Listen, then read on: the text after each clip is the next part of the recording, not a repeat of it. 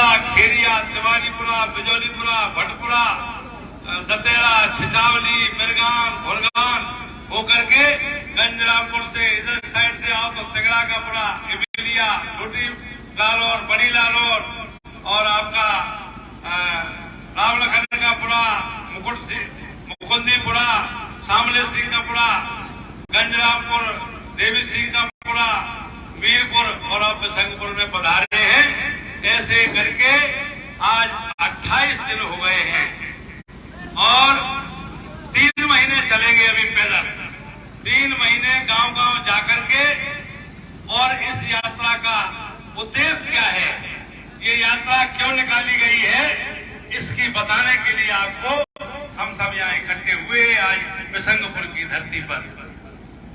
हमसे हमारा निवेदन है कि यहाँ उपस्थित हमारे यात्रा में जो साथ चल रहे साथी, हमारे सहयात्री श्री 1008 महाराज सदानंद जी, हमारे बड़े भाई अरविंद सिंह जी तोमर, बहन जी मंजू सिकरवार जो महिला कांग्रेस की प्रदेश की उपाध्यक्ष हैं, योगेंद्र तोमर जी, हमारे साथी छबराम प्रजापति जी जो मंडल अध्यक्ष है मनोखर में, महादेव हमारा खेड़ा मेवता से बराबर विकलांग है लेकिन 28 दिन से लगातार हमारे साथ यात्रा में चल रहे हैं। ये बड़ी बात है, कहीं न कहीं भावना है। बल्लू सिकरवार जी, गोले जी और आपके बिसंगपुर से रिंकू कुशवाहा लगातार प्रतिनिधित्व बराबर यात्रा में कर रहे हैं। ये आए दिन यात्रा में साथ रह करके साथ चल रहे, पैदल यात्रा कर रहे तमाम साथी, भरत जैन जी, दीपक जी और तमाम साथी हमारे जो पीछे खड़े हैं, सोनू, अन्नू, बहुत सारे नौजवान आगे खड़े हुए, मैं भूपेन जी मैं सभी का स्वागत करता हूं। यहाँ उपस्थित बुजुर्गों के चरणों में अपना शीश नवाता हूं, माताओं बहनों के चरणों को शीश नवाता हूं, युवा साथियों का हृदय से बहुत बहुत स्वागत करता हूं, बच्चों को गले लगाता हूं। साथियों, कभी महात्मा गांधी ने एक नारा दिया था जब हमारे देश में अंग्रेज थे, हम अंग्रेजों के गुलाम थे, हम भारत के लोगों पे अंग्रेज बहुत अत्याचार करते थे, हम कोई ऐसी सार्वजनिक जैसी सभा हम लोग कर रहे हैं, हम ये नहीं कर सकते थे अंग्रेजों के जमाने में। आवाज निकालते थे भारत के लोग तो वो कोड़े बरसाते थे, बहुत अत्याचार करते थे। इसकी लड़ाई बहुत लंबी चली।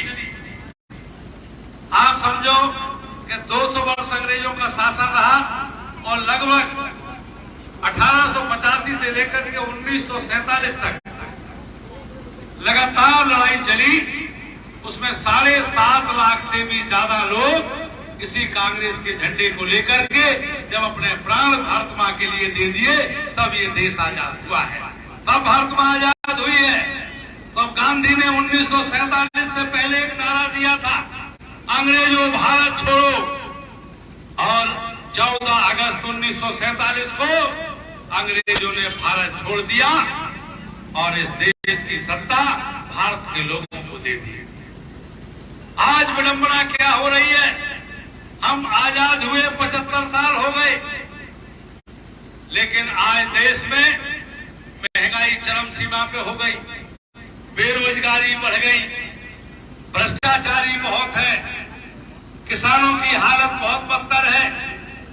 किसानों की हालत ये है, कहीं खाद के समय खाद नहीं मिलती, बीज नहीं मिलता, कहीं फसल आ जाती है, बाजरा की फसल पानी बरस गया तो बर्बाद हो गया, बाजरा खाना पड़ गया, करब खराब हो गई। लेकिन सरकार से बार बार कहने के बाद, विधानसभा में प्रश्न उठाने के बाद, लिखा पढ़ी करी, मैंने पत्र भी लिखा, विधानसभा में क्वेश्चन उठाया कि आप किसानों के बाजरा को हर साल 500-600 रुपया प्रति कुंतल पे आप बढ़ करके सोसाइटी में सब्सिडी देते थे, इस बार आधा ही कर दो, 300 रुपए कर दो, 250 रुपए कर दो, लेकिन एक बात भी नहीं सरकार ने सुनी। इसको लेकर के हमने ये संकल्प लिया, हम सबके नेता राहुल गांधी 3500 किलोमीटर यात्रा निकाल रहे, पूरे भारत में कन्याकुमारी से चल करके और कश्मीर तक पैदल जाएंगे। और अभी उनकी यात्रा मध्य प्रदेश में आ चुकी है, इस समय खंडवा खरगोन की तरफ है। हमने दिल्ली विधानसभा में यात्रा इसलिए संकल्प लिया है साथियों, इसे थोड़ी देर के लिए रोक लो, थोड़ी देर के लिए, 2-5 मिनट के लिए, फिर बुला देना।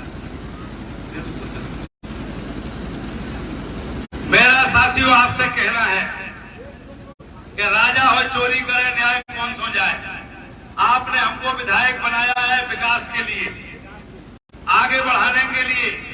निमनी विधानसभा में सबसे ज्यादा वोटों से हमको जिताया आपने।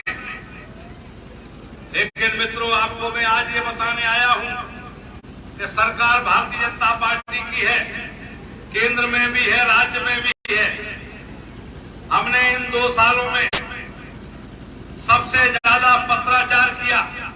आपने हमें ये खबरौली, बिशंगपुर से लेकर के खबरौली तक का मार्ग इतना खराब है।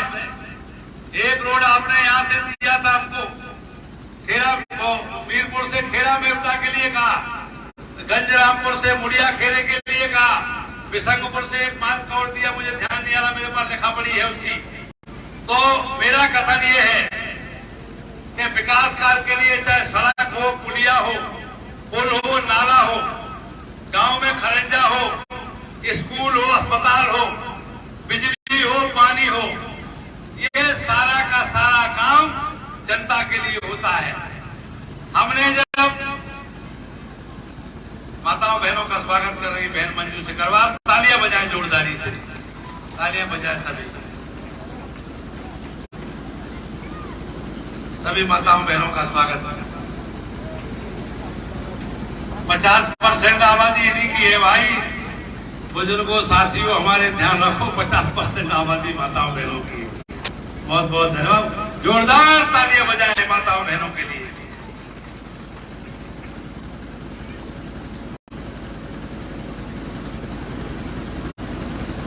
अब मेरा आपसे आग्रह ये है कि इस यात्रा का उद्देश्य ये है कि 3 बातें मैं आपसे कहना चाहता हूं। बाबा साहब बौद्ध भीमराव अम्बेडकर साहब का संविधान इस देश में 1947 को लागू हुआ। संविधान में ये व्यवस्था है कि गरीब को, अमीर को समान अधिकार मिलना चाहिए। वोट का अधिकार सबको दिया गया, लेकिन 75 साल के बाद भी आज गरीब गरीब है और अमीर अमीर है। विडंबना इस बात की है,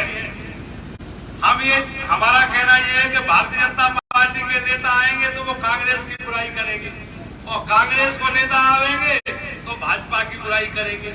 लेकिन हम इससे हट करके हमने हमेशा सही बात कोशिश की है, सही बात कहने की। हम ये नहीं कहते कि आप भाजपा की मानो, कांग्रेस की मानो, आप कम से कम सच्चाई और ईमानदारी की तो मानोगे। जो सत्य बात है उसे तो मानेंगे, क्योंकि हमारा ये चंबल का बेल्ट ऐसा है, पूरा जमीनी क्षेत्र ऐसा है कि यहाँ सत्य पे चलने वाले लोग हैं, उसका हम उदाहरण हैं।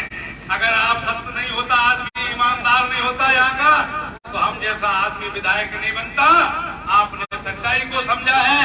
बड़े बड़े लोग हमारे विरोध में खड़े थे, बड़े बड़े नेता हमको भगाना चाहते थे, लेकिन निमनी क्षेत्र की जनता का आज बिशंगपुर की धरती पे मैं स्वागत करूंगा कि आपने सबसे ज्यादा मतों से मुझे जिताया और ये पहचान की। और ऐसे नहीं साहब, ईमान तो ईमान होता है। एक विधायक हमारे बीच में ऐसा भी है, 35 करोड़ रुपए में आपके वोट को बेचा लोगों ने, लेकिन सबलगढ़ से हमारा विधायक है बैजनाथ कुशवाहा, 50 करोड़ में भी नहीं बिकत है। मित्रों, ये ईमानदारी होती है। और वैसा ही आपका भरोसा है, वैसे ही आपका बेटा रविंद्र सिंह है कि आपके वोट का दुरुपयोग नहीं करेगा। ईमानदारी से चलने वाला विधायक है आपका। एक भी शिकायत नहीं मिल रही होगी आपको कि आपका विधायक दलाली करता है, आपका बेईमानी करता है। ये आपको सुनने को जीवन में कभी नहीं मिलेगा। ये बहुत बड़ी बात है प्रजातंत्र में कि अपने ईमान को कोई रखे जिंदा। तो मैं कहता हूं आपसे कि आज स्थिति ये है, मध्य प्रदेश की सरकार की 19 साल हो गए, मध्य प्रदेश में भाजपा की सरकार है। हमने 2020 में, आपने नवंबर में हमको विधायक चुना, हमने 2 महीने बाद इस क्षेत्र की 42 सड़कों का प्रस्ताव दिया।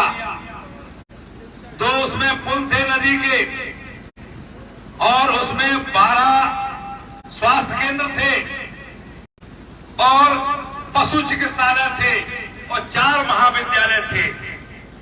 तो हमने जब ये कहा कि साहब जमुई क्षेत्र में आपने मुख्यमंत्री जी से विधानसभा में कि आपने 800 करोड़ की घोषणाएं की हैं कि 800 करोड़ का बजट जमुई में देंगे।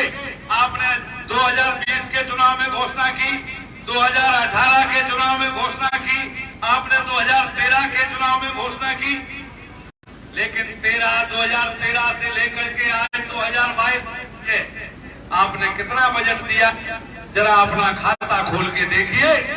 तो मित्रों, उन्होंने ये कहा कि आप हमारे पाले में आकर के कहिए।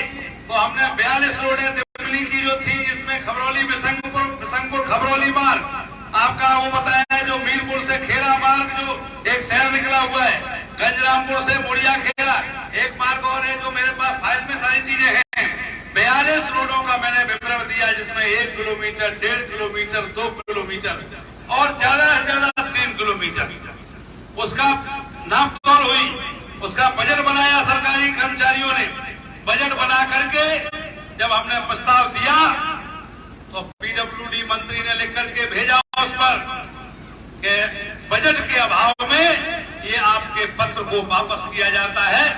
यानी मेरा कहना यह है कि भाजपा के विधायक हैं जिन विधानसभा सीटों पर, उनके लिए बजट कहां से आ रहा है, और कांग्रेस के विधायक हैं वहां बजट नहीं है।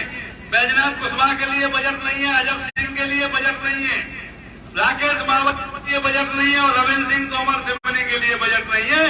तो मैं इसलिए यात्रा निकाल रहा हूं कि गांव गांव जाऊंगा, 300-500 किलोमीटर पैदल चलूंगा, और अंबा की धरती पे इस यात्रा का समापन करके 1 लाख आदमी इकट्ठा करेंगे अंबा में, और शासन प्रशासन को बता देंगे कि हमारी जनता के साथ आप धोखा कर रहे हो। आप नारा देते हो कि सबका साथ सबका विकास। ये सबका साथ सबका विकास कैसा है? हमारी जनता टैक्स भरती है। हमारे लोग जब बाजार में जाते हैं, धोती कुर्ता खरीदते हैं, जूता चप्पल खरीदते हैं, शादी ब्याह का सामान खरीदते हैं, धना मिर्च मसाला खरीदते हैं, और उस पर टैक्स भरते हैं वो। जब टैक्स हमसे बराबर लिया जा रहा है हमारी जनता से, तो हमको बजट क्यों नहीं दिया जा रहा है, इससे हमारा विकास कार्य हो। इसके लिए लड़ाई लड़ रहा हूं, और जब तक ये लड़ाई जीत नहीं जाऊंगा, जब तक आपका काम नहीं करा दूंगा, शांति से नहीं बैठूंगा। ये संकल्प लेकर के मैंने यात्रा निकाली है। आज के युग में मित्रों, कोई भी नौजवान साथी हमारा खेत और खलिहान में भी जाता है तो मोटरसाइकिल लेकर के जाता है, लेकिन आपका भाई, आपका बेटा रविंद्र सिंह और पैदल चल करके आपके गांव में आ रहा है। ये प्रजातंत्र में 75 साल में आपको देखने को नहीं मिला होगा कि कोई विधायक आपका पैदल चल करके गांव गांव जा रहा हो। केवल हमें भावना है आपकी, आपका दर्द है दिल में। माता पिता भी आपको ही माना, भाई बहन भी आपको ही मान लिया है, आपको ही अपना परिवार मान लिया है। जब तक परिवार को आगे नहीं बढ़ा लूंगा, तब तक शांति से नहीं बैठूंगा। यही संघर्ष करने के लिए हमने ये यात्रा निकाली है। मित्रों, ये केंद्र की सरकार है, मोदी जी प्रधानमंत्री है। 2 नारे दिए थे जब मनमोहन सिंह जी की सरकार थी, कांग्रेस की सरकार थी केंद्र में, तो क्या कहा था कि महंगाई बहुत हुई, महंगाई की मार, अब तो भाजपा सरकार। मैं पूछ रहा हूं कि 2009 में बैठो सुनो, 2009 में जब मनमोहन सिंह जी प्रधानमंत्री थे, मई से पहले, उस समय सरसों के 60 रुपया किलो, आज 160 रुपया है। तब महंगाई ज्यादा थी कि अब ज्यादा है? अरहर की दाल को रेट तब का तो अब क्या है? अच्छा, ये तो छोड़ो, डीजल पेट्रोल का दाम क्या था उस समय? 65 रुपया लीटर, अब 110 रुपया। तब महंगाई ज्यादा था कि अब ज्यादा है? और सुन लो, खाने पीने की वस्तुओं पर दूध, घी, तेल, शक्कर, आटा, दाल, चावल, जो गरीबों हर गरीब अमीर को जरूरत है, उस पे भी जीएसटी लगा दिया, जीएसटी टैक्स। तो गरीब आदमी क्या करेगा? गरीब आदमी कैसे रोटी खाएगा? किसान की आय को दोगुना करेंगे। कोई किसान यहां बैठा बता, हमारे तो 100% किसान है दिमनी में, एक भी किसान कह नहीं सकता कि दोगुनी आय हो गई। कहां हो गई दोगुनी? आज भी किसान किसान है, गरीब गरीब है। और एक नारा दिया था क्या? भ्रष्टाचार मुक्त भारत। और सिकंदर ज्यादा भ्रष्टाचार जैसी सरकार में है। पटवारी बिना पैसा के काम नहीं करे, वो तहसीलदार तहसील में जाओगे तो बिना पैसा के, थाने में थानेदार जाओगे तो पैसा मांगे हो। तो सिकंदर ज्यादा भ्रष्टाचार इनमें है। और नोटबंदी की जब 2 मिनट बैठ जाओ, शांति से बैठो, शांति से बैठो। नारा दिया, बैठ जा, शांति से बैठ के सुन ले, शांति से बैठ जा, शांति से बैठ जा। क्या नारा दिया था मालूम? घुमंद नारा ये दिया था कि हम नोटबंदी इसलिए कर रहे हैं कि हमें स्विट्जरलैंड की बैंक में, स्विस बैंक में काला धन जमा है कांग्रेस के नेताओं का, उसको वापस लाना है। तो अगर मेरी बात सच हो, देखो क्या है, अपनी अपनी बात कहते हैं, हम अपनी नहीं, हम सच्ची बात कह रहे हैं, जो सच्चाई है। कि नारा तो दे दिया, और डबल इंजन की सरकार है, प्रदेश में भी बीजेपी की सरकार और केंद्र में भी है। तो किसी कांग्रेसी का काला धन में निकला क्यों नहीं? 8 साल है गई नोटबंदी को। ये कहा था कि नहीं कहा था कि नोटबंदी इसलिए कर रहे हैं काला धन वापस लाना है? तो कोई काला धन आया नहीं। अब तो कोई कांग्रेस पर नेता ताकतवर हंसना में विपक्ष में बैठे तो आ जाता काला धन। लेकिन नहीं मित्रों, कहने और करने में बहुत अंतर है। मैंने पकड़ लिया कि क्यों वो नोटबंदी हुई। मैं किसी से